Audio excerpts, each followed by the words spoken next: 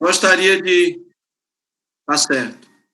Então, gostaria de agradecer a presença de todos vocês em mais uma reunião do Laboratório de Estudos sobre o Corpo, a Estética e a Sociedade, o LAISTES. Na reunião de hoje, particularmente, proponho conversar um pouco com vocês sobre um tema um tanto metafórico, que denominei de Ilhas de Certeza da Ciência e o Mar de Incertezas da Vida. A inspiração para propor esse título, que conversa hoje com vocês, foi Edgar Morin, que é um filósofo, sociólogo, que fez 99 anos esse ano, né? Vai caminhando para os seus 100 anos, em plena atividade, em plena força de pensamento. Então, a ideia de ilhas de certeza da ciência é porque, na verdade, as certezas que a gente tem do ponto de vista científico são pequenas ilhas mesmo, né? São pequenos arquipélagos que a gente pode imaginar, né? Mas, paralelo a isso, tem o mar, o oceano de incertezas no campo da vida. A vida, ela é surpreendente, a gente não consegue dar conta de explicá-la a contento, ela sempre tem essa dimensão misteriosa, ela sempre tem essa dimensão que a gente não consegue apreendê-la totalmente pelo universo da ciência.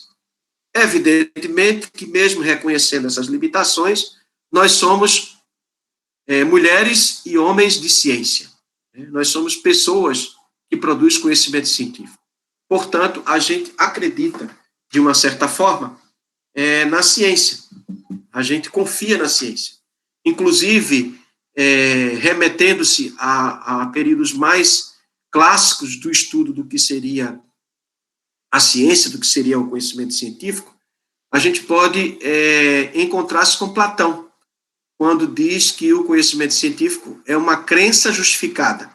Então, de uma certa forma, todo cientista está, de uma certa forma, ligado a essa dimensão da crença, da confiança naquilo que ele produz, né? E é claro que essa confiança, essa crença, ela é sistematizada, ela é organizada, ela é conduzida por um método. O cientista, ele sempre produz seus conhecimentos a partir de um método, a partir de um modelo de investigação, né? Então, quando a gente fala ciência, a gente está usando a palavra latina, né? Usando uma palavra latina para falar de conhecimento. Então, de uma certa forma, fazer, por exemplo, uma vitamina de abacate implica ciência, né? Implica conhecimento, né? Eu, por exemplo, fazia vitamina de abacate, né, com abacate, leite e açúcar, né? Aí hoje eu já não boto mais açúcar na minha vitamina de abacate. Eu coloco já mel, porque há toda uma série de estudos, uma série de conhecimentos em torno do consumo de açúcar, que pode provocar um quadro de diabetes. Isso não quer dizer que o mel também não provoque, né? Mas é bem mais difícil se você consome o mel de abelha de maneira moderada, né? Você vai ter a possibilidade de adquirir um quadro de diabético vai ser bem menor, né? Mas isso é conhecimento. A grande questão é que na modernidade, né, do século XVI para cá, e sobretudo no século XIX e XX, né, se fortaleceu na Europa a perspectiva de se fazer pesquisa seguindo o modelo positivista. E por que esse nome positivista? Por que positivo? Né? Positivo no sentido de transformar aquilo que a gente conhece num objeto.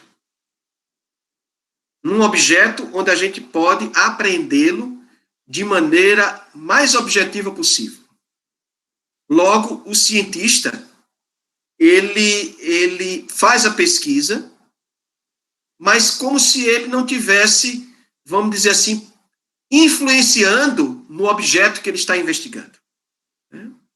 Então, os cientistas começaram a fazer um movimento de desapegar-se das suas crenças religiosas, desapegar-se das suas reflexões filosóficas, desapegar-se dos seus valores, desapegar-se da sua visão de mundo, para fazer com que aquilo que ele produzia enquanto conhecimento fosse o mais objetivo possível.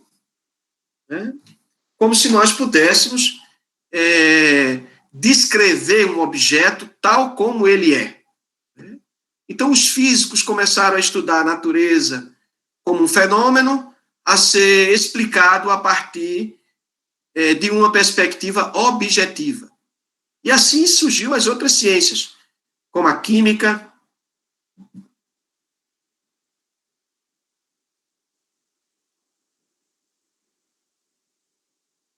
Caiu, voltou, né? Vocês estão me escutando? Voltou. Não caiu não, professor. Aqui não caiu não. Eu pensei que tinha caído. Não, caiu não. Ficou tudo escuro na minha tela. Tá tudo bem. Então todos esses pesquisadores, né, se voltaram a estudar, né, os fenômenos da natureza, da própria sociedade, a partir de uma perspectiva objetiva. Como se pudéssemos construir conhecimentos, né, livrando-se dos valores e da forma de pensar do cientista, como se a gente pudesse dizer o objeto tal como ele é. Né? Estudar o objeto em si mesmo. Né? Então, nós fomos tomados por esse modelo de investigação, cujo critério de verdade é a verificação. Então, toda a pesquisa passou a ser direcionada por um modelo de investigação em que a observação e o experimento passou a ser fundamental na pesquisa científica. Então, todos os pesquisadores se voltaram para esse movimento de observar. Né? Se a gente pega, por exemplo, o grande modelo, a diferença da física de Aristóteles, por exemplo, para a física de Galileu. A física de Aristóteles era feita através de tratados filosóficos, onde Aristóteles pensava sobre a natureza e transformava aquilo em tratados, em textos. Né? Mas Galileu diz assim, não, a gente não pode mais estudar a natureza a partir de escritos filosóficos. A física precisa ser estudada a partir da observação direta. Não é à toa que ele vai criar telescópios para observar com mais atenção os fenômenos naturais. Né? E encontrar, inclusive, na observação, né, que ele faz através desses instrumentos, regularidades matemáticas. Como se a natureza fosse construções de regularidades matemáticas. Então, veja que a ciência ela passa a adotar uma perspectiva de investigação fundada na observação e no experimento, fundado no armazenamento de dados. Quanto mais dados você tiver do objeto, mais propenso a conhecê-lo você vai ter. Não é à toa que quando a gente prepara os objetos de pesquisa, os projetos de pesquisa para concorrer aos programas de pós-graduação em educação física, uma das coisas que se é perguntada ao pesquisador é como ele vai fazer a coleta de dados. Como é que ele vai coletar os dados? Esses dados é exatamente informações, observações, dados de experimento do objeto que você está estudando. Então, o tempo todo, o conhecimento científico se voltou para essa perspectiva. Né? Então, o critério de verificação passou a ser fundamental na ciência.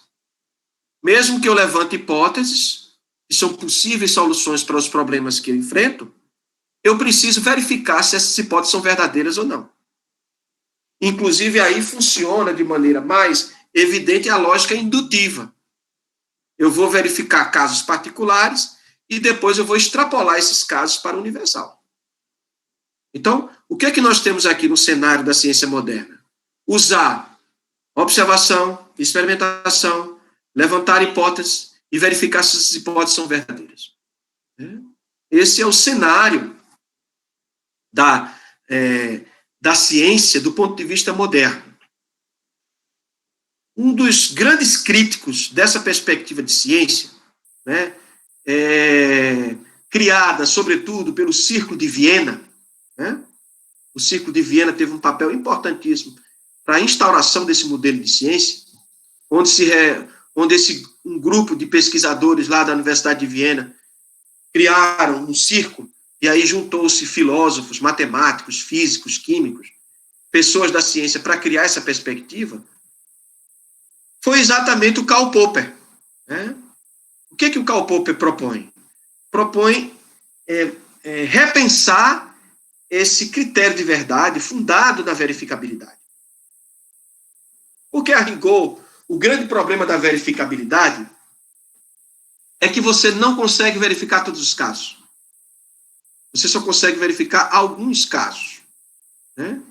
Se eu parto de uma ideia de que o exercício físico pode ser usado como um instrumento para prevenir, por exemplo, ou mesmo para tratar, né, por exemplo, quadros de pessoas que estão com diabetes, né, se eu parto dessa hipótese, aí eu vou fazer o quê? Um experimento. Eu vou observar. Mas eu vou observar como? Eu vou observar uma amostra. Eu não vou observar todos os casos. Eu não tenho como observar todos os casos. O cientista tem essa limitação. Aí Popper vai dizer, então, na verdade, o critério não é a verificação. Se eu não consigo verificar todos os casos.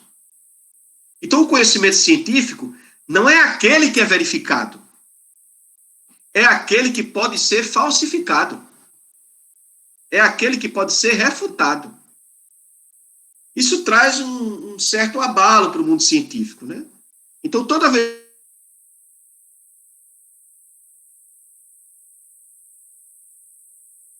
Então, o critério de refutabilidade passou a ser muito mais importante para a ciência, na perspectiva de Karl Popper, do que o critério de verificabilidade. Então, nós, cientistas, nós, pesquisadores, precisamos reconhecer que aquilo que a gente produz, né, pode ser falsificado, pode ser refutado, pode ser contestado. Né? Então, a ciência não produz certezas absolutas. A ciência não produz convicções que não podem ser alteradas. As ciências produzem conhecimentos que podem ser refutados.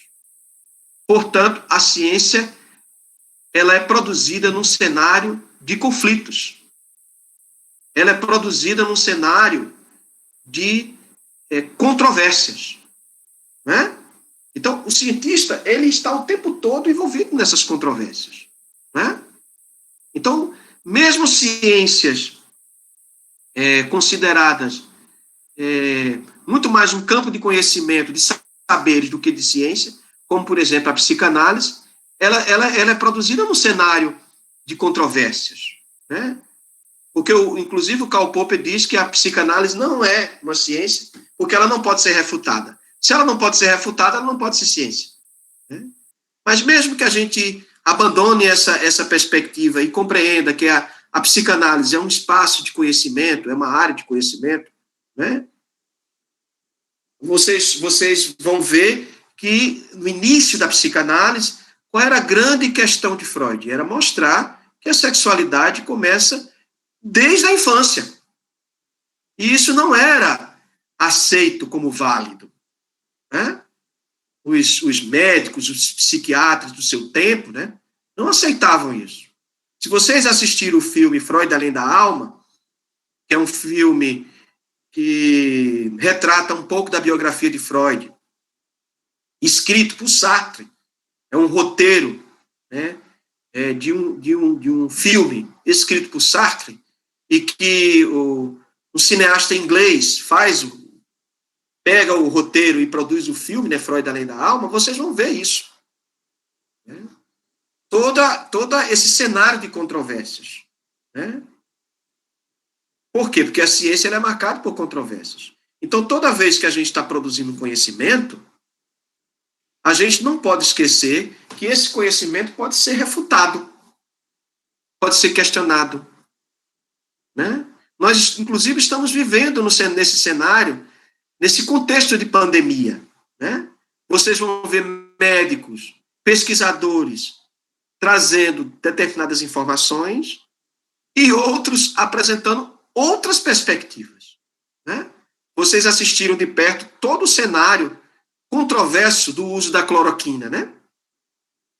Ou seja, para dizer que há pesquisadores que vão mostrar que a cloroquina pode ser usada, né, no tratamento do coronavírus,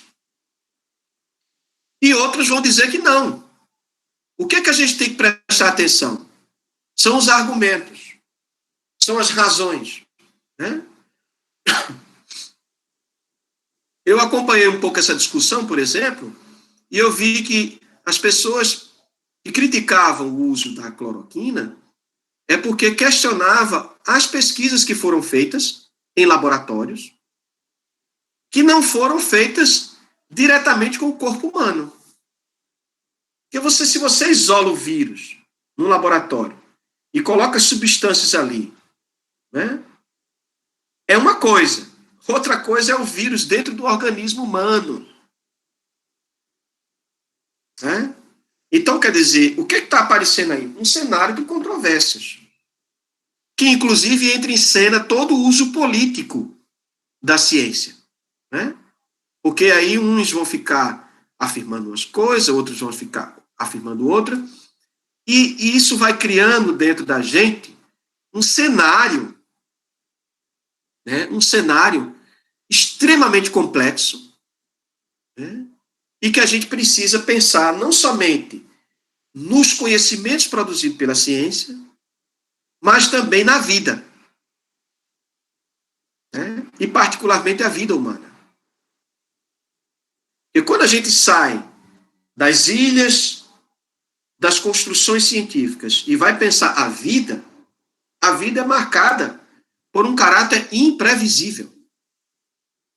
Inclusive, vários pesquisadores, vários filósofos, vários pensadores do nosso tempo, né, apontam, nesse momento, né, para uma possibilidade da extinção da vida humana na Terra.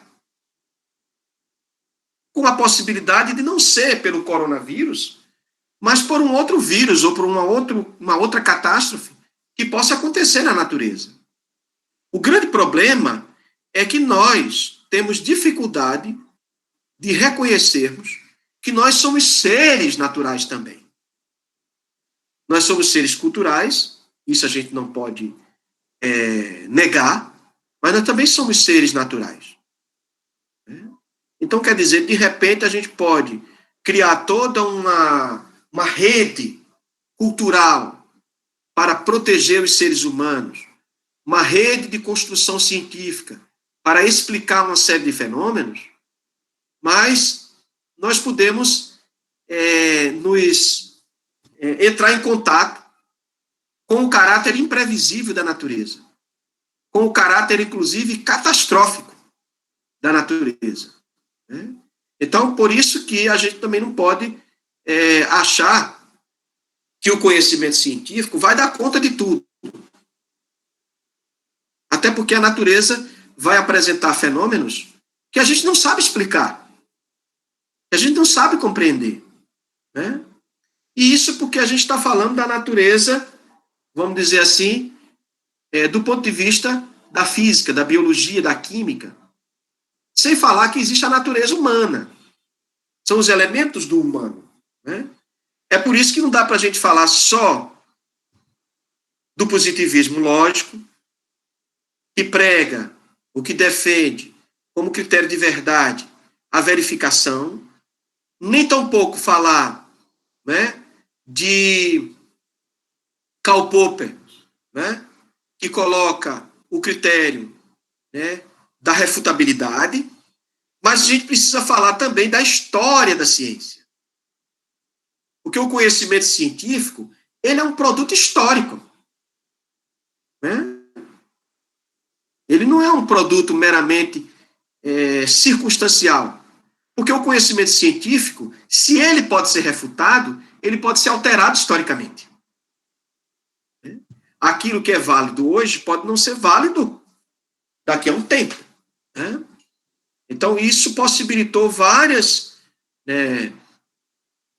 discussões e reflexões no mundo da ciência. Né? Um grande epistemólogo que nos ajuda a pensar essa questão é exatamente Gaston Bachelard. Não sei se vocês já ouviram falar.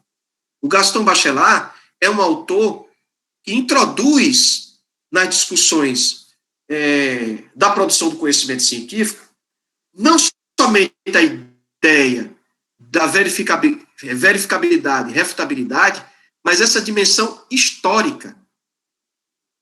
Né? O conhecimento científico ele passa por mudanças históricas. Né? A gente, inclusive, pode ver, por exemplo, o cenário em que Ptolomeu afirmava que a Terra era o centro, né, do universo, e a gente vai ver Copérnico, que vai falar que não, a Terra ela está em volta do Sol. O Sol é a estrela que ordena esses planetas que estão em torno dele. Né? Então, vejam bem, isso muda. Então, o conhecimento científico, ele tem uma dimensão, ou ele tem um aspecto fundamental, que é a questão histórica. Né? Então, isso é importantíssimo. Não dá para a gente pensar o conhecimento científico sem levar em consideração a questão histórica. Né? E não é à toa que um médico e depois filósofo, né, vai estudar a questão da loucura e que é o orientador da tese de doutorado de Foucault, né, sobre a história da loucura, né, que é o Georges Canguilhem, vai dizer exatamente isso, quer dizer, até o século XIX, né, a loucura era vista pela ciência de um jeito. E a partir, né, do século XIX, a loucura passou a ser vista de um outro jeito. Isso significa dizer que o conhecimento científico é histórico.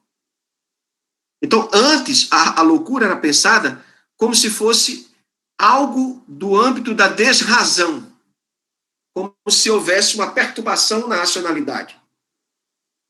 Mas o que a psiquiatria do século XIX faz?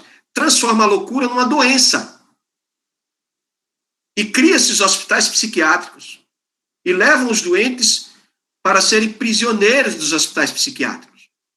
Né? Se vocês forem ver a história de Nise, no Coração da Loucura, no filme, é lindo o filme, vocês vão ver isso. Né? Vocês vão ver o confronto ali de concepções de ciência, né? E concepções de entendimento da loucura diferente.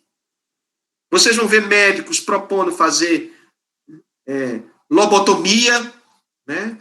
Médicos propondo usar a cadeira elétrica, né? Choque elétrico, né? Melhor dizendo. Cadeira elétrica é outra coisa, para matar, né? O choque elétrico, né? E ela propondo usar muito mais terapias, né? Ocupacionais, usar a arte, né? Por quê? São visões diferentes. Então, a gente não pode achar que o conhecimento científico, né, ele não tem essa dimensão histórica. Tem sim. Né? Não é à toa que, a partir dessa discussão, a gente pode vislumbrar um conceito importantíssimo no mundo da ciência, que é introduzido, né, por Thomas Kuhn, que se chama paradigma. Então, os cientistas adotam paradigmas diferentes.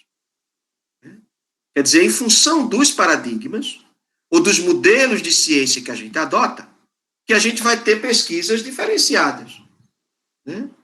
Não é à toa que a UFPB tem um grande prédio construído para abrigar os laboratórios de pesquisa em educação física e fisioterapia, e a gente tem paradigmas de ciência tão diversos circulando naquele prédio.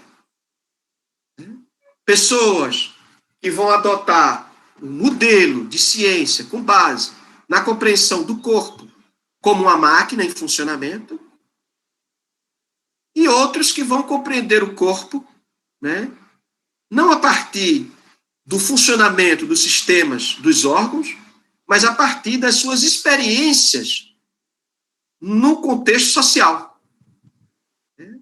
Então, o corpo, mesmo que a gente pense ele no cenário, né, da alimentação, da respiração, da hidratação, né, do consumo de açúcar, mas o corpo é também explicado pela natureza, né, mas ele pode ser compreendido também por outros campos do saber, que é da ordem da antropologia, da filosofia, da psicologia, da psicanálise, né? Então, a gente vai ver aí um cenário bem diferente.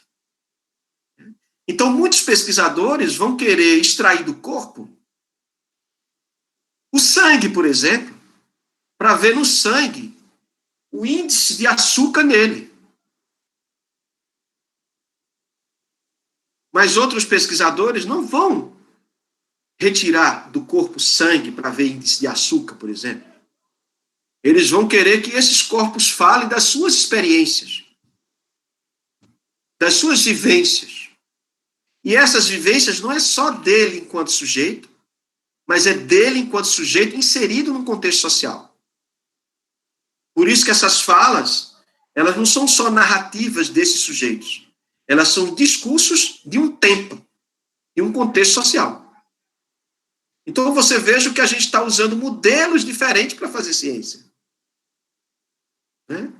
A gente está usando perspectivas diferentes. Então, por isso que a ciência, ela não consegue dar conta, né? Ela tem suas limitações. Mas isso não quer dizer que, por conta das limitações da ciência, a gente desrespeita a ciência, a gente desvaloriza a ciência, a gente desconsidere a universidade, que é o que está acontecendo no Brasil nesse momento. Né? Por razões políticas, né, nós estamos num cenário extremamente difícil. E eu diria que esse cenário difícil se estabelece também por conta de uma ferramenta que pode ser útil, que pode ser fundamental, mas ela é também usada para propagar fake news. Né? Inclusive, há um grupo de pesquisadores e de filósofos que fala que nós estamos vivendo no tempo da pós-verdade. Como se a verdade agora perdesse seu horizonte, né, de objetividade, de especialidade, e qualquer pessoa pode emitir qualquer opinião, e mais do que isso, criar opiniões falsas para propagar nas redes sociais, e essas informações serem consideradas verdadeiras. Né? Então, parece-me que a gente está num cenário extremamente desafiador, extremamente difícil. Né?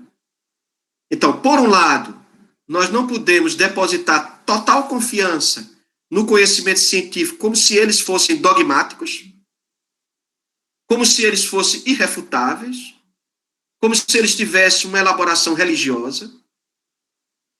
A ciência tem seus limites, a pesquisa científica tem suas limitações, mas, por outro lado, é preciso reconhecer a importância que a ciência tem na sociedade.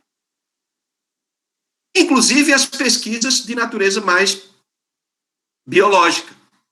Né? Então, nesse momento, uma provável vacina só será apresentada para a sociedade se tiver pesquisas realizadas por biólogos, virologistas. Né? Não tem como. Essas pessoas são importantes. Né? São pesquisadores importantes para a sociedade. Mas não basta só descobrir ou encontrar uma vacina. Porque a gente sabe que a produção de uma vacina vai enfrentar questões, por exemplo, da indústria farmacêutica, né? Vai enfrentar questões políticas, vai ser necessário fazer estudos epidemiológicos.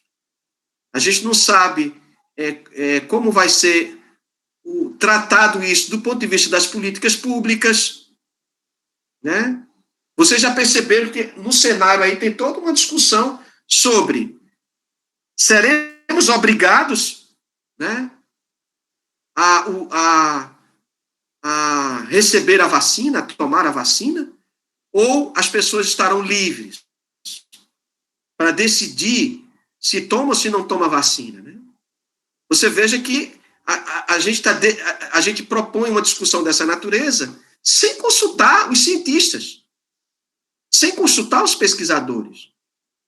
Então, com certeza, se a gente for utilizar de dados dos biólogos, né, dos virologistas, eles vão dizer, olha, se as pessoas não forem vacinadas, né, nós correremos riscos. Então, aí nasce uma tensão muito importante para ser pensada do ponto de vista conceitual, do ponto de vista da concepção, que é a liberdade individual e a vida coletiva. Né? Então, veja como a coisa não é tão simples. Né? A coisa é complexa, como diz Edgar Morin. Né? Então, assim, a ideia é que nós possamos não somente reconhecer a importância da ciência na sociedade, também reconhecer suas limitações, mas o fato de reconhecer as suas limitações, a gente não pode menosprezar a importância que a ciência tem para a sociedade, a importância que o conhecimento científico tem para a sociedade. E quando a gente fala de conhecimento científico, não se prender só às ciências naturais, não se prender só ao paradigma da biologia na educação física. A gente também pode ter olhares diferentes do ponto de vista da ciência, né, a partir de um olhar mais, vamos dizer assim, voltado para analisar a fala das pessoas, as narrativas, o pensamento das pessoas e compreender o ser humano por outros viés que não seja só o biológico. Né? Isso me parece extremamente importante para nós, que somos, vamos dizer assim, cientistas, do ponto de vista que somos pesquisadores. Né?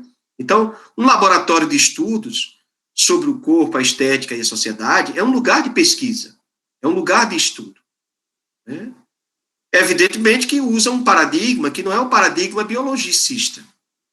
Mas o fato de não usar o paradigma biologicista ou biológico, a gente não pode desconsiderar a importância dessas pesquisas. E eu sempre tenho essa imagem na minha cabeça. A universidade é um lugar onde abriga essa pluralidade de paradigmas. Né? Então, isso é extremamente importante. Agora, me assusta também, né, viver, né, num cenário onde nós estamos marcados pela forte influência das redes sociais, em que a ciência muitas vezes é usada, é considerada de maneira equivocada. E nós não podemos aceitar isso. Nós, inclusive, precisamos usar as redes sociais para mostrar a nossa compreensão de ciência. Não numa perspectiva dogmática, como se nós não reconhecêssemos as limitações da ciência. Mas também nós não podemos desprezar a importância da ciência para a sociedade contemporânea.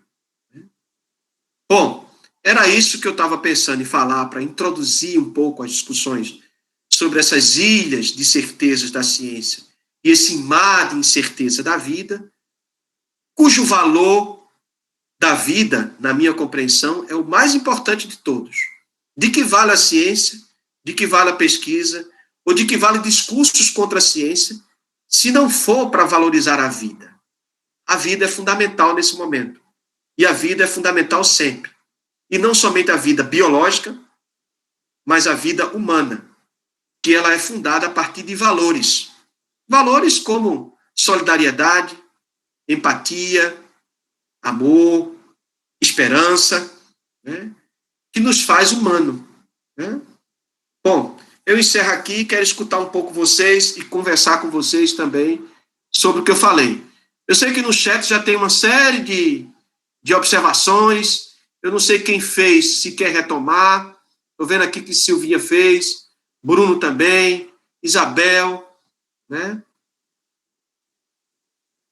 Eu quero, professor. Pois não, Silvia?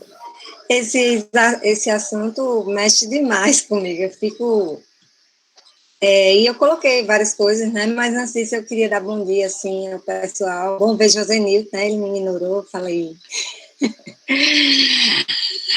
Então, o senhor colocou muito bem, professor, todas essas questões, muito didático, né? Bem mastigadinho aí, toda essa história da ciência, né? E eu creio que ainda vai chegar na complexidade, né? Porque eu acho que é esse lugar que hoje urge a ciência, né? Que Edgar Morin, desde o final do século, acho que, não sei se foi agora em 2000 ou se foi anteriormente, ele já vinha trabalhando com isso, né? Eu acho que um outro nome também na questão da espiritualidade é como é o nome dele? Enfim, quando eu lembrar, eu falo. Mas então, ele trata disso, né? Ele já vinha apontando isso para a ciência, e uma coisa que eu coloquei, a nossa responsabilidade, né, se nos consideramos pesquisadores, é popularizar a ciência. Porque se a gente não popularizar, se a gente se fecha nos nossos nichos, nas nossas ilhas, né, com as nossas certezas, a gente fez isso crescer, esse pensamento de negacionista, né, da ciência. Porque a gente está falando hoje em terra plana, gente. Isso já foi resolvido há quantos anos? E a gente fala hoje de terra plana. E no primeiro momento, assim, quando eu ouvi terraplanista, eu disse, o que é isso? É o povo da agroindústria? É o quê? É agronegócio? O que é isso? Eu não entendia, porque eu não queria aceitar que a gente ainda estava falando em terra plana. Né? Então, eu acho que é um esforço da gente repensar o nosso lugar, né? Não desvalorizar uma coisa que a gente vê muito dentro da academia, desvalorizando as ciências e os paradigmas, né? Por causa desses ninhos e dessas ilhas. E eu fico feliz em ver algumas pessoas aqui de várias linhas da nossa, né, da pós também, da educação física, se juntando para discutir isso, né? Porque eu acho que esse momento também favorece esse repensar, né, da ciência. E, tomando para mim, eu fico pensando, eu estudei um pouco a questão semântica no meu mestrado, estudei um pouco a filosofia da mente, né, filosofia que questiona esses lugares, né, das pesquisas, das linhas de entendimento do que é o corpo, do que é a mente, sobretudo os dualismos que a gente tem, né, pensando aí o corpo-máquina que você traz. E aí eu fico pensando, eu que sou da dança, né, a dança, hoje eu estou vendo pesquisas que eu estou retomando e me encantando novamente pela área da saúde, na educação física, né, que eu desencantei desde a minha graduação, eu estou me encantando porque eu estou vendo tanto a fisioterapia como a educação física olhar de maneira agora complexa, né, o paradigma está mudando. E eu fico feliz com isso, porque coisas que eu sabia lá da dança, né, que muitos teóricos, filósofos da dança, que estudam o corpo, já vinha dizendo, os cientistas agora da saúde, né, estão falando, sendo que, qual é a lacuna? É a questão semântica, né, que a arte, ela não dialogava com a semântica da ciência, e agora está nesse diálogo, né, eu estudei na UFBA, e eu vi isso, né, isso contribuiu demais para a minha formação. E vejo que, como a gente tende a ser, às vezes, meio corporativista, né? E o que o pensamento complexo diz, não, desterritorialize esse lugar. Né? Então, eu estou feliz demais, né, com esse momento de poder aqui participar também. Agradeço mais uma vez a professora Iraquitã, ao grupo, né, que me permite essas reflexões também. Então, é isso. Muito bem, Silvinha. Eu acho que você está falando coisas assim importantes, né? Por exemplo, a questão da popularização da ciência, né? Eu acho que tem vários pesquisadores que estão caminhando nessa direção, criando instituições para popularizar a ciência, criando sites, né? Eu acho que é muito importante sair em defesa da ciência, sair em defesa da universidade, nesse cenário que a gente está vivendo, né? Então, eu concordo com você e talvez a gente possa, numa outra ocasião, eu acho que isso vai ficar para o ano que vem, né? Porque a gente já está com a programação fechada, a gente só tem mais praticamente um mês, né? Porque dezembro já vai entrar, já. Eu não sei vocês, mas eu, particularmente, estou doido para tirar férias, né? Se descansar um pouco. Esse ano foi um ano muito pesado, né? Um ano muito intenso, um ano difícil, né? Está sendo ainda, não terminou, né? Mas eu acho que era interessante a gente ter um momento onde a gente pudesse se dedicar exclusivamente ao pensamento complexo, né? Que é uma rede de pesquisadores, né? Internacional, né? E com certeza o Edgar Morin é uma grande referência, né? Eu tive a oportunidade, inclusive, de, num evento no Rio Grande do Norte, em Natal, na UFRN, encontrar com ele, né? E falar sobre tudo isso, né? Eu acho que é importante, né? A gente debater sobre isso e popularizar, né, essas questões, né? Não somente falar aqui entre a gente, né? Mas a universidade precisa sair um pouco, né, das esferas, vamos dizer assim, universitária para falar de ciência em outros espaços, né? Para que as pessoas possam tomar consciência disso, né? Então, eu acho que você está coberto de razão e eu acho que o paradigma complexo é exatamente um esforço de compreender, né, que os fenômenos estudados eles não podem ser feitos apenas por uma perspectiva, né? E não é à toa que o conhecimento se torna cada vez mais interdisciplinar, né? Multidisciplinar, transdisciplinar. Eu acho que isso é muito importante e sobretudo para a gente da educação física, né? Se tem um fundamento epistemológico da educação física é que a educação física não é uma ciência que se estabelece com um único objeto de investigação, né? A educação física ela é plural, né? Então, se ela é assim por natureza, então ela mesma já se constitui complexa na sua origem, né? Porque a gente está falando não somente da compreensão ou da explicação, do entendimento do corpo por diferentes olhares, mas o que esses conhecimentos podem nos ajudar, né, para buscar uma vida mais saudável, uma vida mais livre, uma vida mais com qualidade, e isso no cenário da sociedade, né? Vocês viram ontem, assistiram a novela, né, do SUS, né? Então, sai um decreto, daqui a pouco tem reações da sociedade. E é interessante, são reações nas redes sociais. Parem para pensar sobre isso. O próprio decreto é anunciado nas redes sociais, as reações são feitas nas redes sociais, e depois, pela própria redes sociais, o decreto é suspenso. Mas isso não quer dizer que ele volte, né? Isso não quer dizer como é que a gente vai reagir, como é que a gente vai se organizar. Vocês estão percebendo que essa popularização que Silvia está falando passa hoje pelas redes sociais? Né? Passa pelas redes sociais. Deixa eu só abrir um parênteses, professor. Eu estou vendo que essa pandemia obrigou as revistas, por exemplo, científicas, né, a criarem Instagram e a publicar os seus resumos nas plataformas. Mas essa popularização não é só chegar, fazer essa transposição, né, da rede, mas é no processo semântico também, né? Eu digo isso porque quando a gente for estudar coisas com relação à mente, lá na UFBA, é muito complexo, né, as ciências mais duras, que a gente chama, e a gente lia livros de Antônio Damasio, por exemplo, que ele fez toda uma tradução popular para que a gente consiga acessar, porque nem a gente que está fazendo todo esforço, a gente consegue. Tem uma lacuna educacional no nosso país, né? Também muito grande. Então, eu acho que é fazer essa tradução, processos de tradução, né, para a sociedade. Isso é difícil, porque na roda viva que a gente tem, mas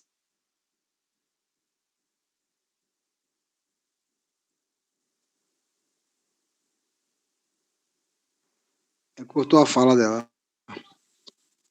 Cortou a fala. Muito bem, Silvia. Eu acho que você está coberta de razão, né, em apontar essa dimensão da popularização e usar as redes sociais de uma forma tal que possa ser esclarecedora, né, que possa trazer pessoas, né, das diferentes áreas para falar, para conversar, para discutir. Mas eu também queria escutar um pouco as outras pessoas. Eu acho que Marcelo também fez observações, Bruno, Isabel. Marcel quer falar? Pode falar, Marcel.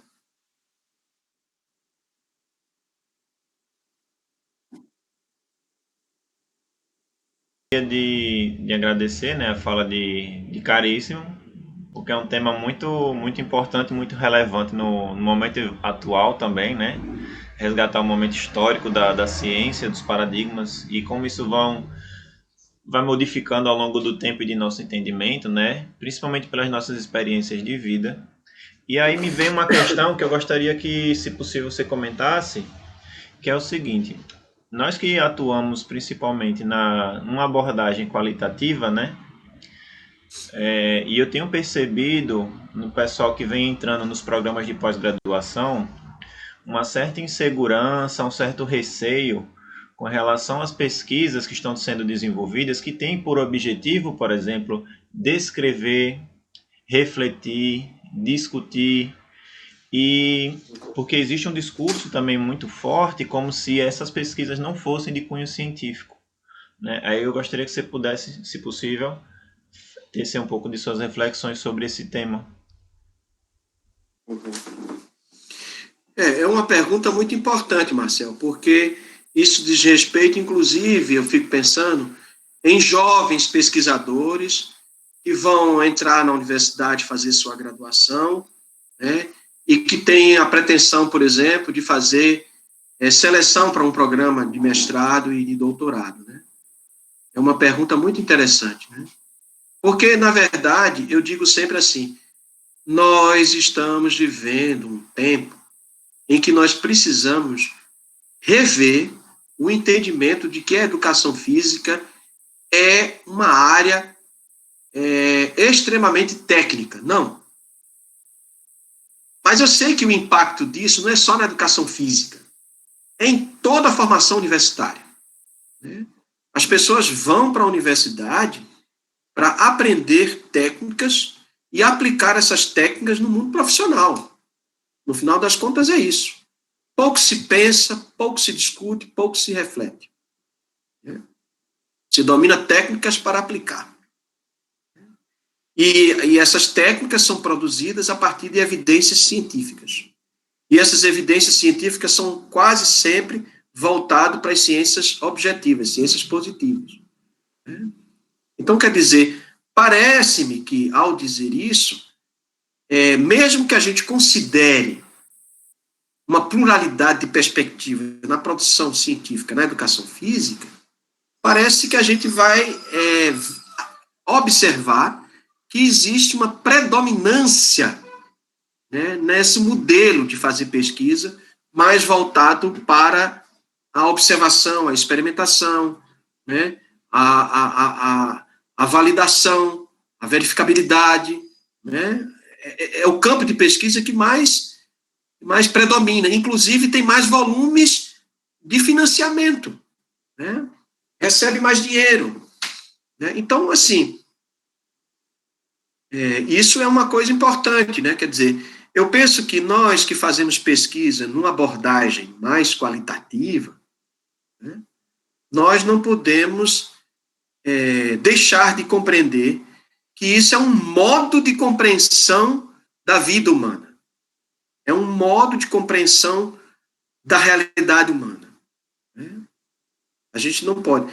E eu diria que isso tem um engajamento que não é só da ordem científica.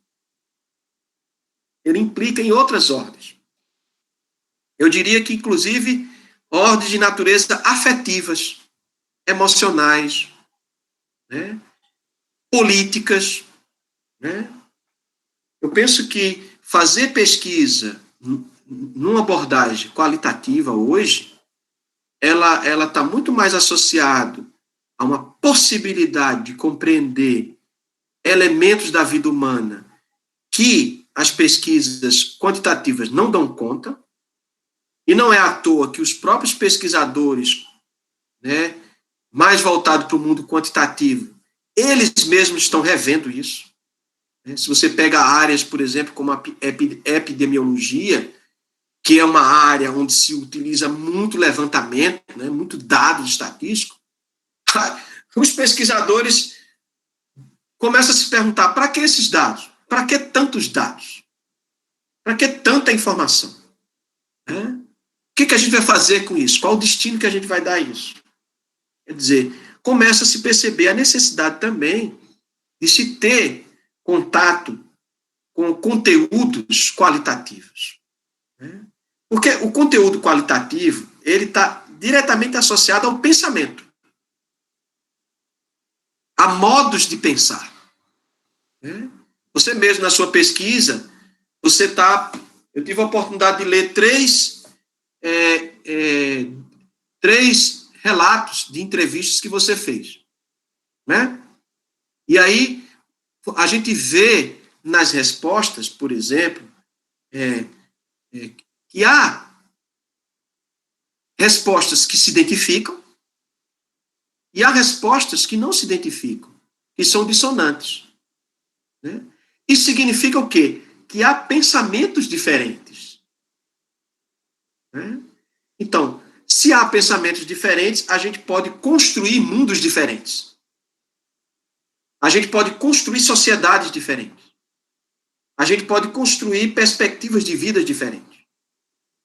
Então, eu penso que insistir, produzir pesquisas com abordagem qualitativa hoje, ela é direcionada para o campo da ciência, e a gente pode fazer um debate em torno de paradigmas, mas ela também é uma posição política. Ela tem a ver com os nossos afetos, com as nossas emoções, com os nossos vínculos de amizade, né? Com projetos para a sociedade. Né? Então, parece-me que é isso. E nós precisamos fazer esse debate e essa discussão. Né? Então, eu fico muito feliz assim, de reunir pessoas que ainda acreditam, que apostam nas pesquisas qualitativas, que são capazes de reconhecer a necessidade de escutar as pessoas, de analisar essas falas, essas narrativas, esses entendimentos, não é? Para produzir novas formas de vida, novas perspectivas. Né? Porque a vida é marcada por esse confronto. Né? Então, esse confronto tem uma dimensão política. Né? Você vê, por exemplo, eu estava vendo a manifestação acho que é a Brasco, com relação à questão do SUS ontem, né? E aí, olha que coisa interessante, né? O filósofo, ele fica atento, e todos nós podemos fazer esse exercício filosófico. Né? Aí diz assim, em defesa da democracia e da vida. Ou seja, colocou primeiro a democracia e depois a vida, né? Aí eu fiquei pensando cá comigo, por que primeiro democracia e depois a vida? Né? Deve ter uma razão. Mas essa razão precisa ser conversada. Né? Eu não teria problema nenhum de conversar com alguém que me demonstre que a democracia ela é mais importante do que a vida. Não tenho nenhum problema. Como também não tenho nenhum problema de alguém que vai me explicar, que vai me apresentar argumentos que a vida é mais importante que a democracia. Né? Eu acho que a coisa mais importante para quem está fazendo esse debate é a capacidade ou o poder de fazer perguntas e não de responder. Né? Porque as perguntas bem feitas, elas são fundamentais. Né? Então, eu acho, Marcelo, que você traz uma pergunta fantástica, né?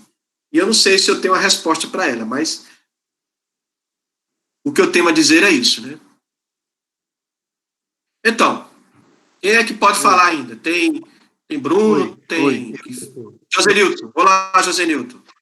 Professor, a palavra que Silvia aí, entendeu? Ela mencionou, né, na sua palavra, a questão da popularização, né?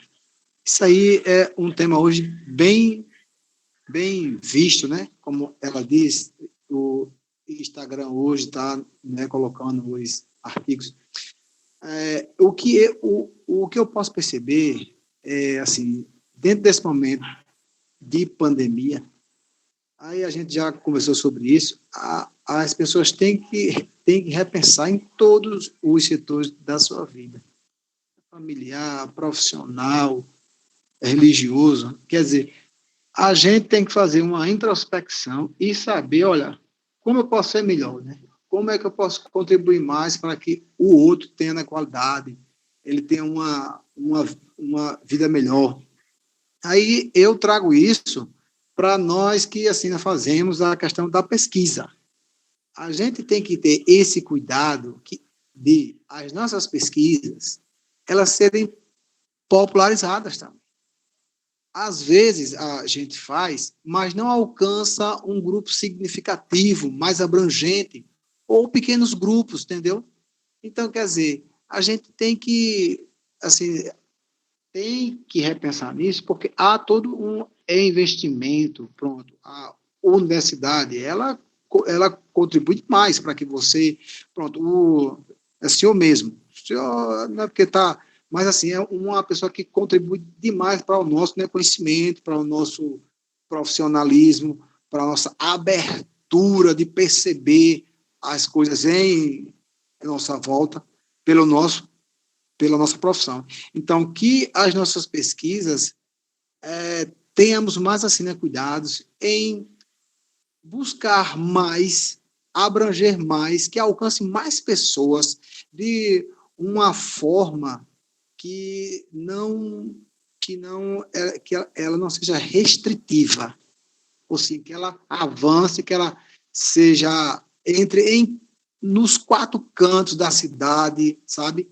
Que naqueles lugares mais longínquos, aí a gente tem que ter certo cuidado, a gente tem que ser mais assim, tem que pensar naquelas pessoas de difícil acesso científico, de conhecimento, de leitura. Então, a gente que está na pesquisa, hoje, esse processo pandêmico, né, de pandemia, ele faz com que a gente pense nisso. Olha, a minha pesquisa ela só está indo para um setor, ela só está assim, alcançando assim, grupos, entendeu? Então, eu preciso abranger, eu preciso alcançar mais, eu preciso ir lá naqueles cantinhos onde é o difícil acesso ao conhecimento. Ok, professor? Obrigado pela oportunidade. Ok, Josenilton. Obrigado pelas suas considerações. Eu vou deixar outras pessoas falarem, depois eu comento um pouco, Josenilton. Então, aquelas pessoas que falaram lá no chat, né, podem retomar suas falas, né? Só um minutinho, Silvinha. Por exemplo, Bruno, que fez observações, Marcelo, Isabel. Mas pode falar, Silvia.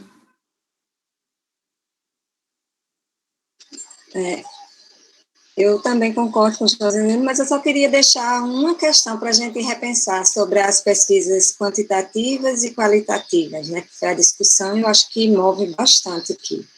E desde a época que eu estava como aluno especial na pós, eu via, né? Eu acho que a gente não binarizar, né? Porque a pesquisa quantitativa não dá conta tanto como a qualitativa, e sim o que elas complementam, eu penso, né? Porque, por exemplo, os estudos epidemiológicos, a gente precisa de números, para a gente ver nas regiões como é que se comporta. Agora, como a gente dá um tratamento qualitativo a esses números, né? Eu acho acho que é importante agora entender também que essa pesquisa quantitativa, ela também ela é limitada porque quando a gente pega amostras, né? É amostras de um universo, e esse universo é complexo, né? Eu fico pensando assim, né? Eu acho que a gente tentar aproximar esses lugares e não polarizar e distanciar e desvalorizar, e sim fazer isso. Eu acho que é Ok, isso. Silvia. Isabel? Então, eu também quero fazer a mesma fala que eu falei lá no chat, né?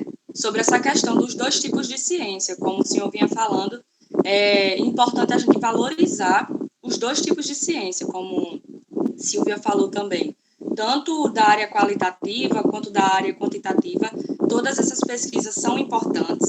E assim, nós que somos dessa área, né, que a gente busca essa área mais filosófica, mais social, a gente também não pode deixar ela ser desvalorizada, porque a gente estuda coisas que a ciência quantitativa também não consegue ir tão fundo quanto os pensamentos, as ideias, os valores. E isso é muito importante a gente estudar, dar essa valorização humana para as pesquisas também. Então, a gente não pode diminuir nenhum tipo de pesquisa. As pesquisas quantitativas também são muito importantes, né? Elas lidam com os valores, mostram ali significados através dos valores, e nós também, nas nossas pesquisas, mostramos os significados através dos valores que as pessoas têm, os pensamentos que elas têm, os significados que elas dão para a vida. Então, as duas ciências são muito importantes e elas merecem ser valorizadas. A gente precisa defender a ciência de forma geral e defender que os dois tipos de ciência são muito importantes também. Era só essa a contribuição. Muito bem, Isabel. Obrigado. Bruno? Bom dia, caríssimo. Bom dia a todas e todos. Me permitem aqui uma fala rápida. Em primeiro lugar, dizer que estou bem contente, né? Sempre muito bom ouvir o professor Iractan fazer suas reflexões. Um abraço aqui para a Bertiza, para a Gil. O Denis também passou por aqui hoje, né? São as pessoas que eu conheço. E os demais, me perdoem se tem mais alguém aí que eu não citei, mas satisfação de estar aqui com vocês. Vejam, caríssimo, eu fui escutando, né? E até falei um pouco aí no chat, digitar dá um pouco de trabalho. Oi, Gil. Primeiro, em relação à popularização da ciência, isso é uma questão que a gente vinha debatendo aqui, inclusive, e se fala muito, né, diante desse cenário atual de desvalorização científica, né, de um verdadeiro obscurantismo, né, que está refletido muito por questões ideológicas, políticas, enfim, mas é um movimento mundial, né, como o terraplanismo, né, por exemplo. Eu lembro que surgiu um meme aí na internet esses dias, justamente alguém comentando, olha, nos anos 90 a gente estava clonando a ovelha Dolly, estava fazendo sequenciamento genético, estávamos com ônibus espacial, estávamos, enfim, genoma humano, e agora, em 2020, a gente está lutando para mostrar que a Terra não é plana, né, que se tome medicamento com prescrição médica, com amparo científico, né, que se tome vacina. E antes desse meme surgir, eu tinha feito essa reflexão numa turma minha de metodologia científica. Né? Então, quando eu vi o meme, eu digo, meu Deus, eu devia ter feito esse meme antes. Mas, veja, eu acho que é importantíssimo a popularização da ciência e as pessoas que o fazem, né? Para que a ciência se torne cada vez mais aceita. Né? Mas, por outro lado, eu me preocupo com as pesquisas de base, né? Aquelas pesquisas que não têm um resultado imediato, ou até mesmo algumas pesquisas de cunho mais humanístico e social e qualitativo como o nosso, que muitas vezes não tem uma generalização para a grande população, né? A gente não pode fazer essa generalização com os resultados, e que é de difícil compreensão para o modelo de científico caricato que a gente vê no dia a dia, né? Que é aquele modelo mais positivista, do cientista de jaleco, de dados quantificáveis, de gráficos, né? Embora que a gente também pode utilizar. Né? Mas eu me preocupo, tipo, pesquisas de cunho mais em sílico, né? A gente sempre fala muito aí, ó, em relação ao medicamento cloroquina, etc. Né?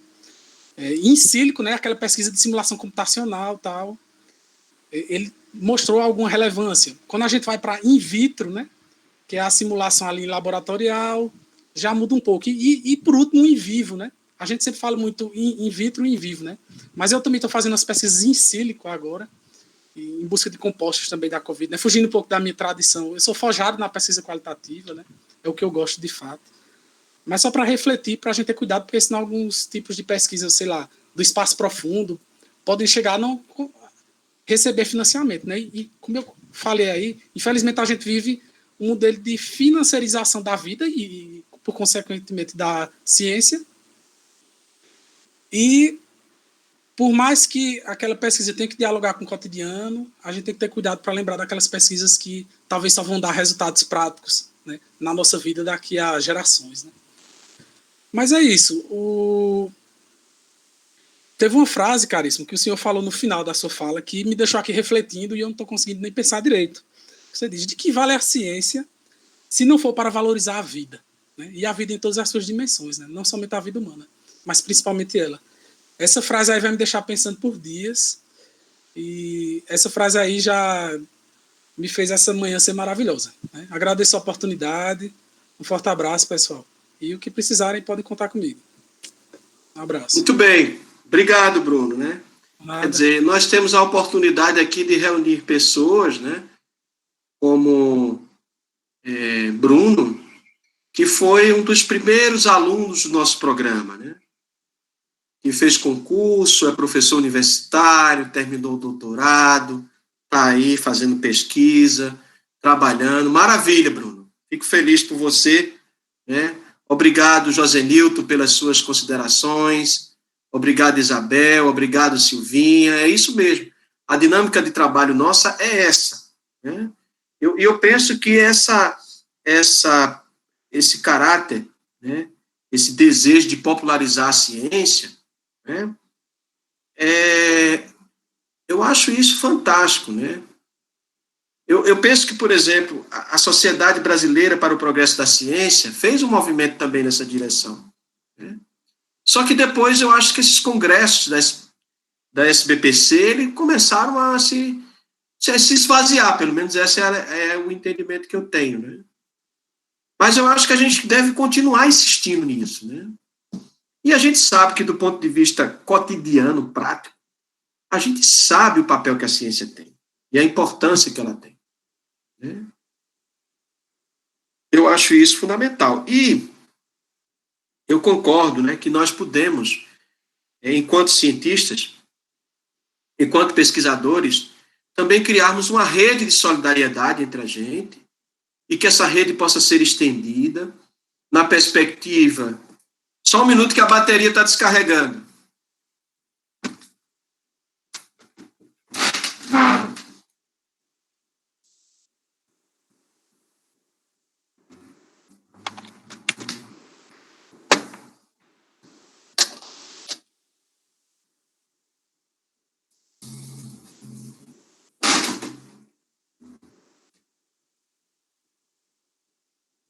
Eu me lembro, inclusive, no primeiro dia de aula desse semestre com os alunos, eu disse assim, olha, eu vou propor a vocês que nós estejamos aqui ministrando essa disciplina de maneira online, mas que a gente possa criar uma rede de cuidados, onde um possa cuidar do outro, né?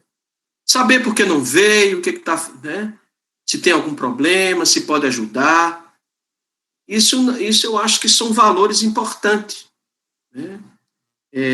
São desses valores que faz com que a gente seja humano.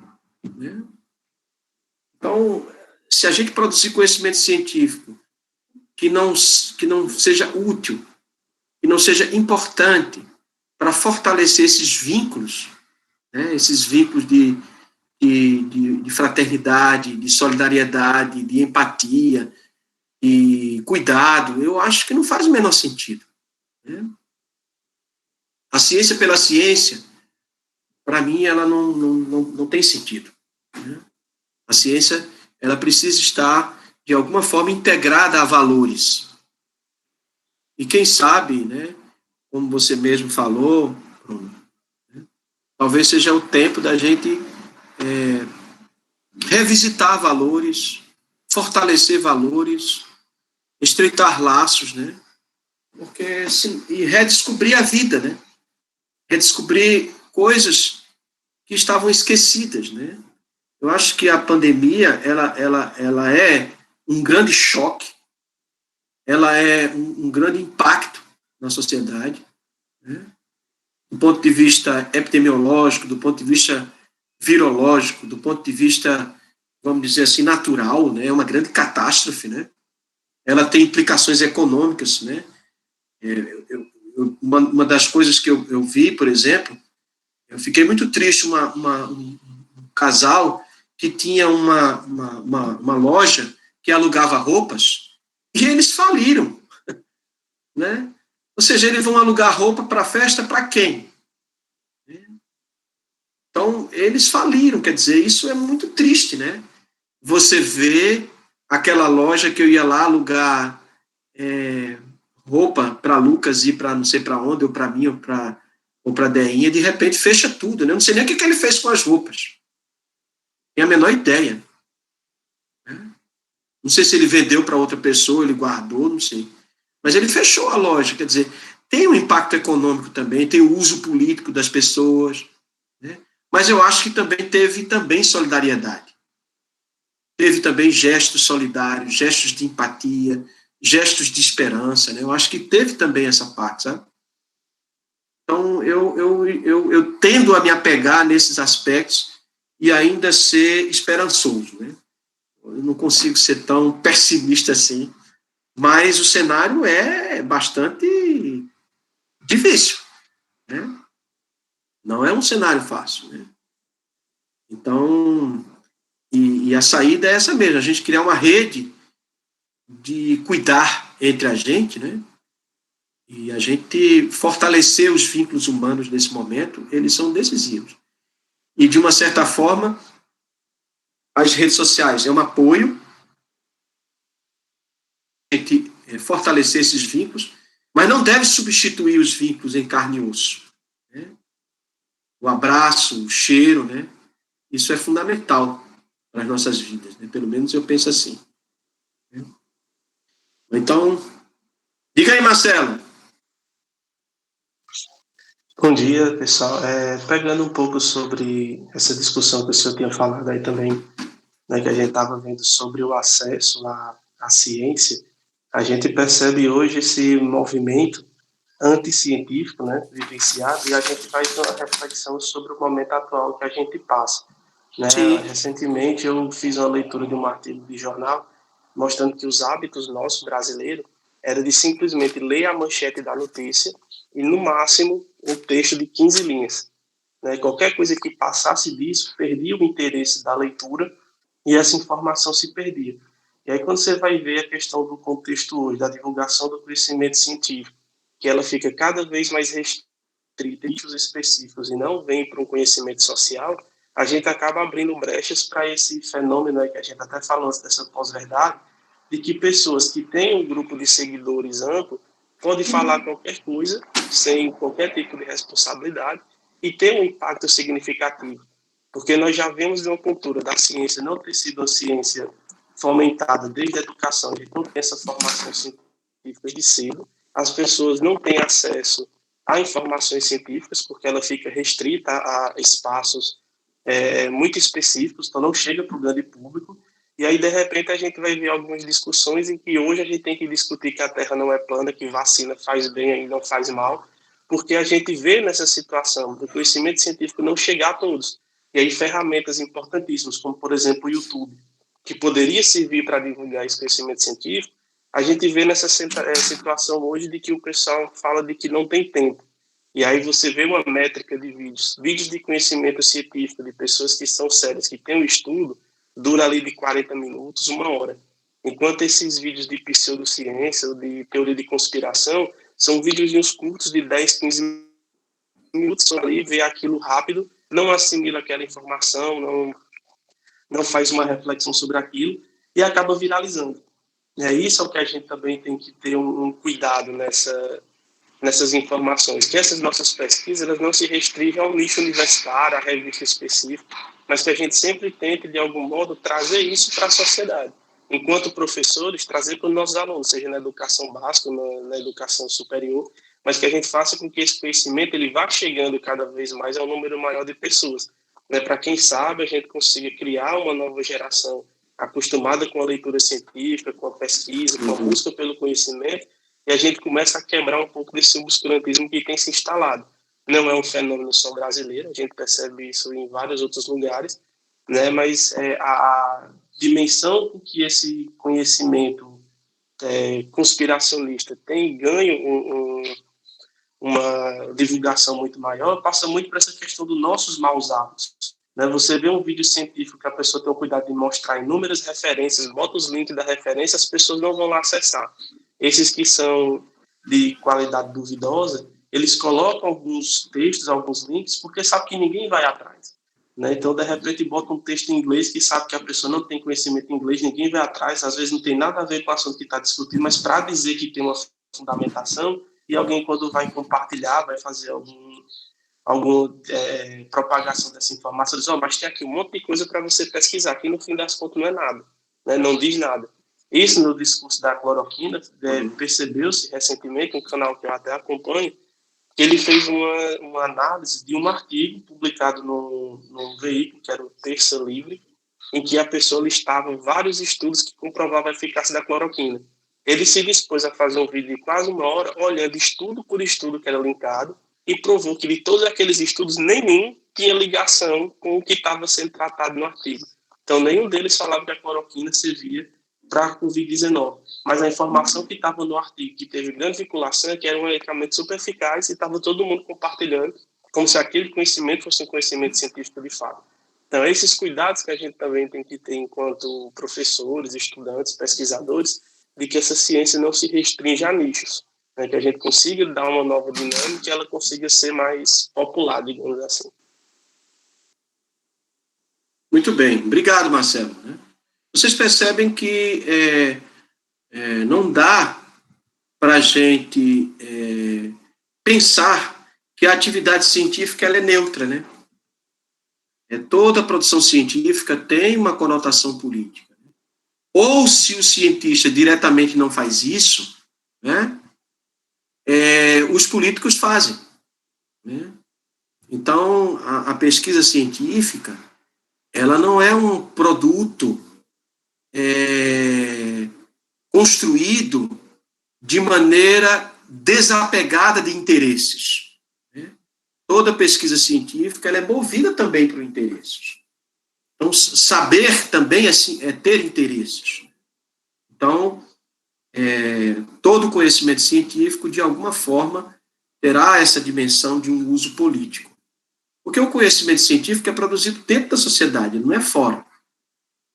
E aí, os jogos de interesses vão circular em torno desse conhecimento científico.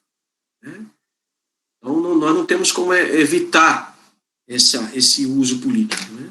E, para mim, toda vez quando aparece uma posição política, eu tendo a entender assim, estamos num jogo de forças. Né? É um jogo de força política. Né? Então, nós não devemos nos assustar, nem desistir, né, do jogo político. Né? Faz parte, né, do jogo político. Né? Então, a ciência não é neutra. A ciência é marcada por interesses. E esses interesses são de natureza política, porque eles estão diretamente associados ao poder. Né?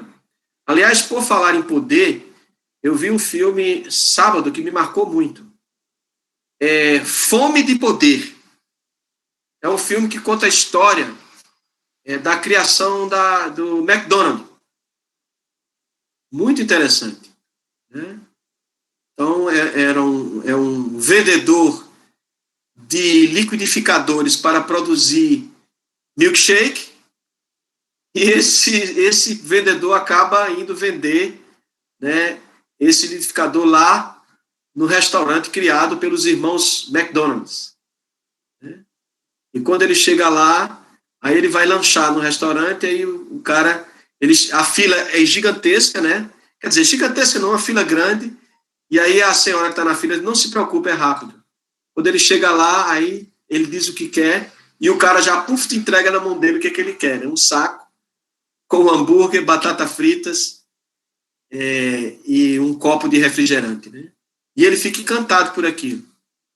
Ele fica tão obsessivo que ele faz da vida dele uma obsessão para tomar, né, essa marca McDonald's dos irmãos McDonald's, e consegue isso. Então o filme mostra todo esse cenário aí, muito interessante, né? Fome de poder.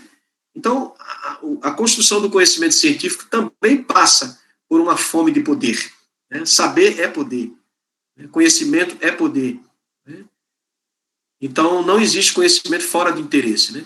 Helder diz assim: será se as pessoas estão preparadas para ouvir a pregação de Zaratustra sobre a busca do super-homem, Nietzsche? Bom, vamos deixar para fazer isso outro dia, Helder.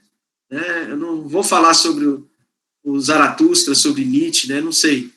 Vamos deixar isso para uma outra ocasião. Mas uma pergunta importante, né? E aparece aí no contexto filosófico, né? E particularmente no contexto da filosofia de Nietzsche, que traz esse conceito de super-homem, né?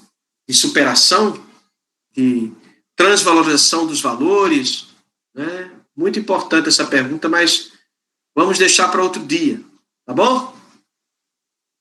Quem mais que gostaria de fazer alguma consideração, alguma observação, alguma inquietude, alguma questão?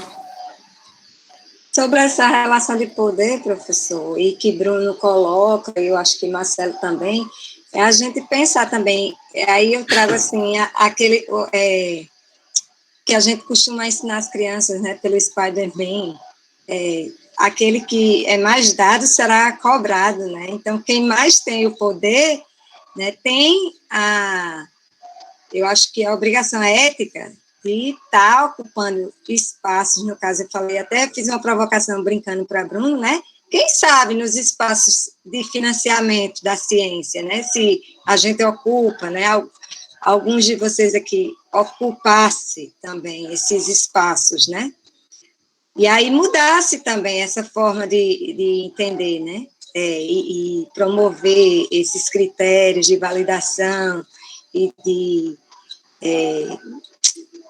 proporcionar um financiamento também para outros modelos, né, de pesquisa. Então, isso foi uma provocação que eu fiz brincando aqui, mas eu acho que é pensar, assim, desse lugar de poder que cada um ocupa, né? O que é que você faz com esse lugar? Né? Se você tem mais o conhecimento, se você chegou em alguns espaços, né, de poder, então, o que é que você faz? No caso aqui, eu sou grata, Iraquitã, porque você, professor, está nesse seu espaço de poder oportunizando a abrir essas reuniões, né? Então, é fazer essa reflexão também para aqui. E, pessoalmente, você é uma pessoa acessível, Iraque, né? Eu lembro de muitas vezes, assim, que você também foi aquela pessoa de motivar a continuar os estudos. Então, qual os nossos espaços de poder, o que é que a gente está fazendo, né? E para provocar as mulheres também, ocupem os espaços de poder e de fala também, né? Dentro dos grupos de pesquisa, né? Então, falem também as meninas. Ok, Silvinha. Muito importante as suas considerações, né? Mas eu fiquei pensando um pouco assim, na disciplina de Fundamentos Epistemológicos da Educação Física, eu dividi as disciplinas em 3 momentos. O primeiro momento é para falar das questões em torno da ciência moderna e em torno da educação física como prática científica. Então, tem uma discussão mais teóricas, discussões mais voltadas para os textos. Num segundo momento, a gente sempre discute um filme, que a gente chama de papo de cinema, onde a gente fala sobre um filme que a gente possa, a partir do filme, fazer reflexões sobre o universo da ciência, sobre a vida humana. E no terceiro momento, a gente denomina de com a palavra o pesquisador, né? Para que o pesquisador fale, né? Quer dizer, não faz sentido só a gente estudar Karl Popper, Thomas Kuhn, Gaston Bachelard, Círculo de Viena, o Manifesto do Círculo de Viena, se a gente também não atualizar isso a partir da fala daqueles que estão pesquisando hoje, né? E interessante que a pandemia, né, por meio do ensino remoto, possibilitou esse contato com mais facilidade, né? E aí a gente está aproveitando bem isso, e a gente teve a oportunidade de conversar já com vários pesquisadores, com o professor Hamilton, com o professor Alexandre, com a professora Clarice, com a professora Elaine, tem vários pesquisadores que estão circulando lá, e eu também chamei gente da filosofia, né? E foi muito interessante, né?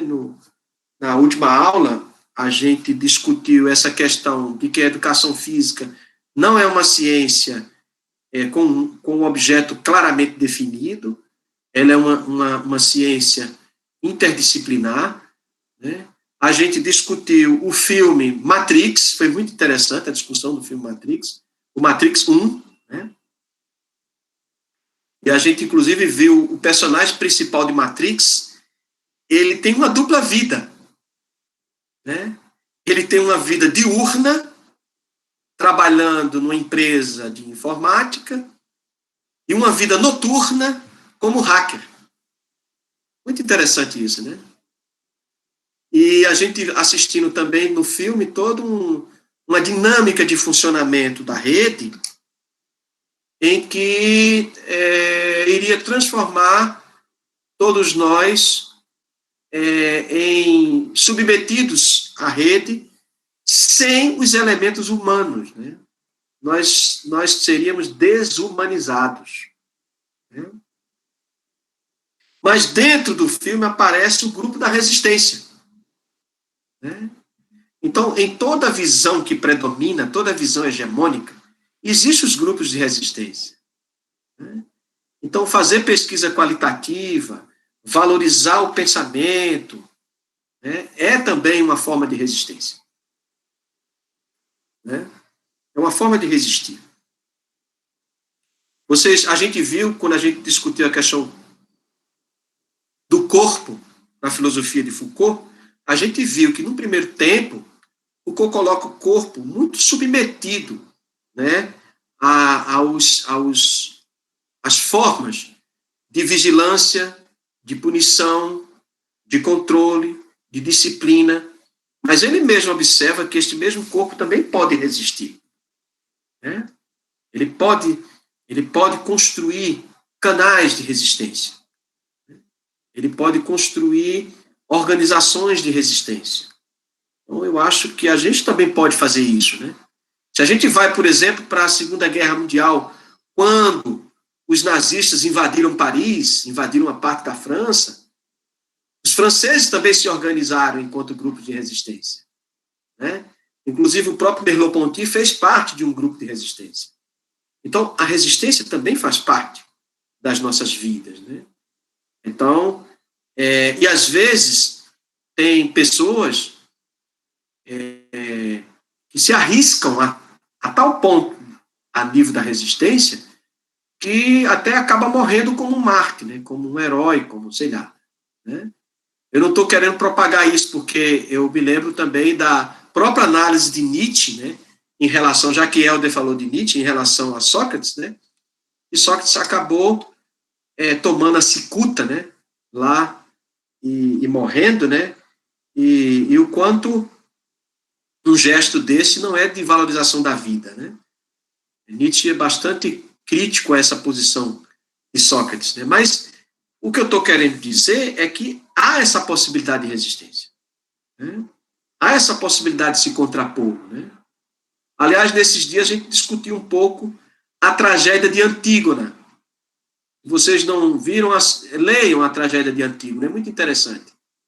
Porque Creonte, né, por entender que Polinices invade a cidade e traz a destruição, e Polinices morre juntamente com Etéocles numa batalha, ele diz que só Etéocles terá direito ao enterro digno, né? E Polinices, o corpo dele será jogado para os abutres e os cães comerem. E Antígona, irmã de Polinices e Etéocles, não aceita isso. E ela desobedece o edito de Creonte e enterra o irmão. E por conta disso ela morre, né? Mas ela representa no texto essa posição de resistência, né? Uma posição de se contrapor a editos totalitários, a editos que impedem, né, o uso da liberdade, né? Mesmo sabendo, reconhecendo que a liberdade tem limites. Nós precisamos também encontrar mecanismos de restrição da liberdade. A liberdade precisa também ser restringida, né? Você vê até o bebê, quando nasce, ele precisa do colo, ele precisa do abraço. Por quê? Porque ele precisa de contorno, né? Ele precisa de sustentação. Né? É uma vida social marcadamente só pela liberdade, sem a responsabilidade pelos atos que nós realizamos, sem os limites da ordem, da lei, né? Também apavorante e destrutivo, né? Mas, com certeza, né, a gente precisa trabalhar muito isso, né? Essa dimensão também da resistência. Né? Então, a ciência, ela tem seu papel, ela tem seu lugar. A ciência produz conhecimentos válidos, importantes, mas ela não consegue dar conta de todos os enigmas e incertezas da vida. A vida é misteriosa. A vida carrega consigo elementos que nós não podemos decifrar. Né? Agora, nós, como pensadores, como pessoas que organizam pensamentos para construir mundos, nós não podemos desconsiderar os dados da ciência, inclusive dados da ciência biológica. Né? Certo dia eu estava caminhando na praia, eu disse, olha, os conhecimentos sobre a hidratação do corpo, ele é importante. Né? É claro que os conhecimentos elaborados sobre a hidratação do corpo refletem aquilo que o corpo já sabe. O corpo sabe que tem que tomar água. Né? O corpo sabe. Agora, eu posso produzir conhecimentos de hidratação do corpo e produzir regras, normas, padrões, e tem que dizer que tem que beber não sei quantos litros de água por dia, mas não discute o caráter potável dessa água, né? Não discute o acesso à água. Então, veja que uma coisa é complexa. O pensamento complexo tem que dar conta disso. Ele tem que ser construído em rede. Né? Você parte de um ponto. O corpo precisa ser hidratado. Né? Eu posso explicar fisiologicamente isso. Mas eu puxo uma rede, um traço, para explicar fisiologicamente como é que acontece no corpo se ele não foi hidratado. Eu posso até, inclusive, fazer pesquisa em laboratório com ratos, deixar os ratos desidratados para ver as reações nos seus sistemas, né? E descobrir coisas interessantes, são dados que a gente pode utilizar sobre o caráter de hidratação e desidratação do corpo. Né? Mas a ciência não pode parar só nessas redes. Tem que pulsar mais pernas, tem que pulsar mais conexões. Né? Então, por exemplo, a destruição, a poluição, né? O comprometimento das redes hídricas do planeta, né? E nós, enquanto Brasil, inclusive, o nosso planeta tem uma grande quantidade de água potável. Né? Então, isso significa alguma coisa no cenário internacional. Né? E será que a gente deve usar essa força potável que a gente tem de água só para produzir grãos, para alimentar animais, e a gente exportar esses frangos, essas carnes, ou mesmo exportar soja para esses bichos comerem no mundo, né? São coisas que a gente precisa pensar, né? Com isso não quer dizer que a gente vai parar a produção agrícola, não é isso, né? Mas o pensamento exige da gente problematizar, exige da gente fazer questões, né? E com certeza, procurar caminhos, né? Porque a ciência não é só um lugar de explicação do mundo. A ciência também é um lugar que cria mundos, que inventa mundos, né? E esses mundos são inventados coletivamente, e esses mundos são confrontados com outros mundos que são diferentes dos mundos que a gente gostaria de ter. Por isso que a gente não escapa da questão política, né? Mas muito bem, alguém ainda quer fazer alguma consideração, alguma observação?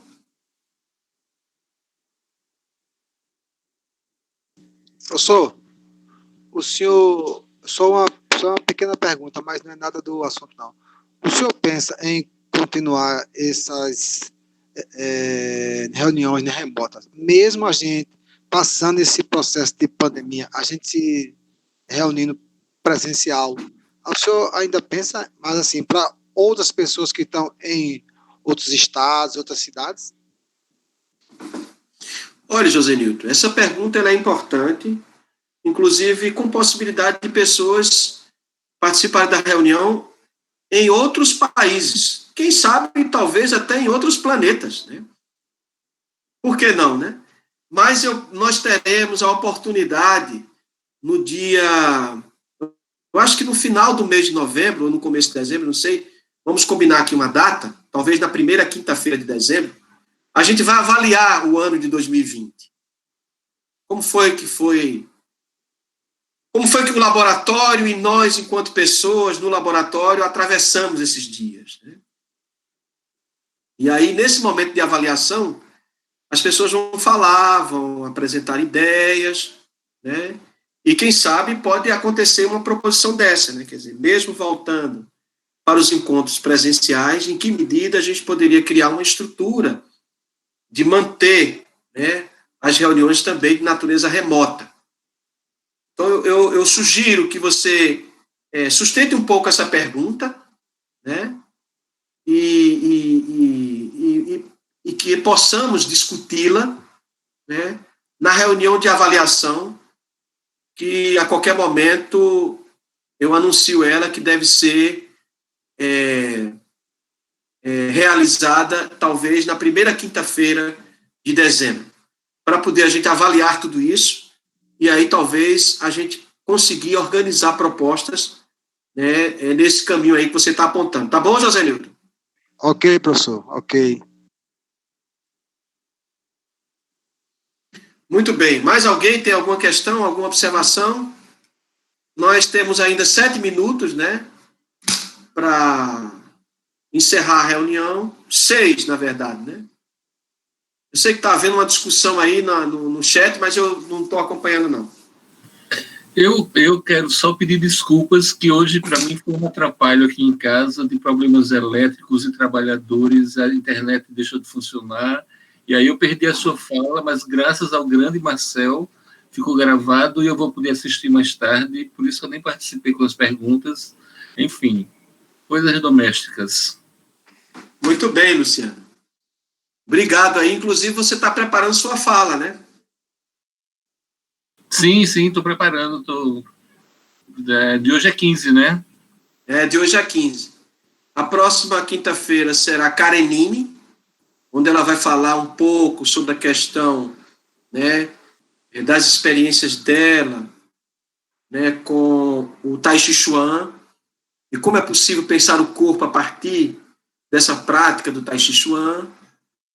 E na quinta seguinte, Luciano, né, vai fazer uma fala também a partir dos seus estudos, da sua pesquisa, da sua prática, né? E a gente vai... Educação física e as práticas integrativas e complementares. Exatamente, né? É um assunto muito interessante, né?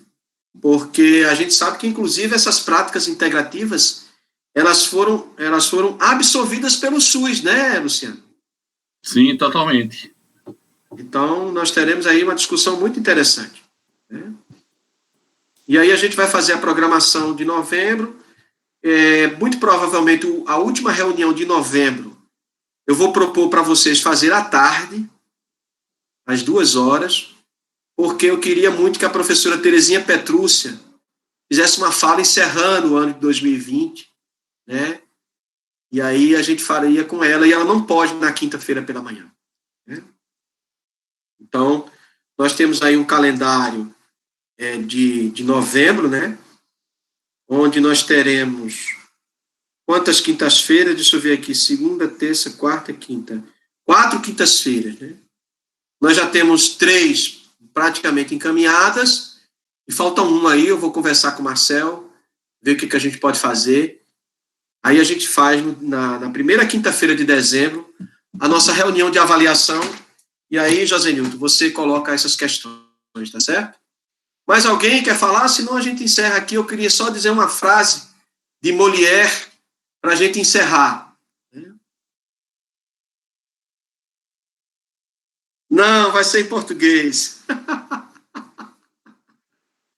A frase diz o seguinte: a maioria dos homens morrem de seu remédio e não de sua doença. Então, às vezes, nós, enquanto pesquisadores, queremos encontrar remédio para todas as doenças.